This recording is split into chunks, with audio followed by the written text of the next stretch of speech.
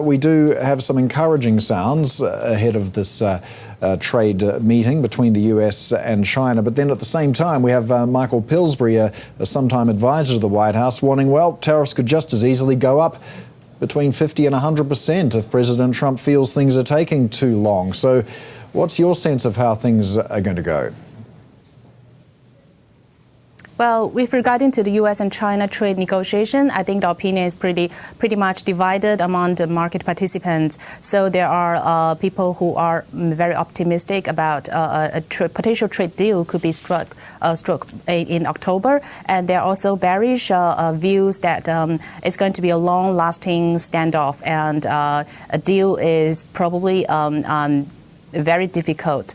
I think there's going to be a period of peaceful and quiet on trades before the 1st October Chinese National Day and 70th anniversary of the new China. But the volatility, market volatility may heighten again in October, mid-October, when the trade deals are back to the table. And I think agricultural deals are most likely to be struck between U.S. and China is going to buy more soybeans and to show a good warm gesture. But the deeper concerns, the deeper questions with regarding to the structural reform and intellectual properties are going to be far more difficult. In your view, is this the most critical thing for global growth at the moment? Is it hard to see a revival for growth without a meaningful trade deal?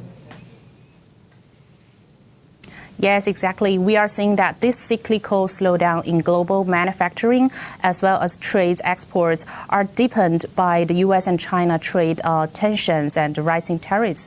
Although that there was some progression in September, as both countries they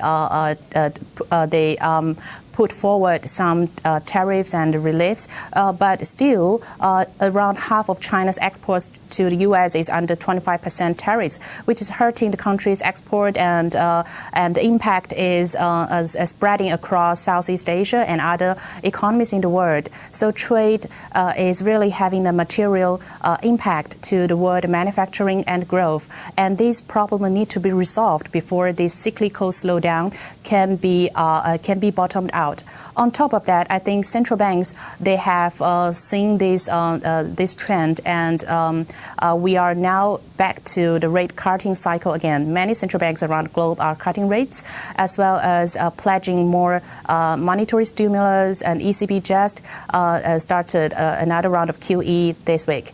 So we will probably see more accommodative monetary support from central banks. But on top of that, I think more physical stimulus is also required. For example, in China, the triple R cut earlier this week didn't help to lift confidence in the stock market. Actually, Shanghai and Hong Kong markets were trending down for a couple of days. So more physical stimulus in the form of tax cuts as well as infrastructure projects is needed to boost the confidence.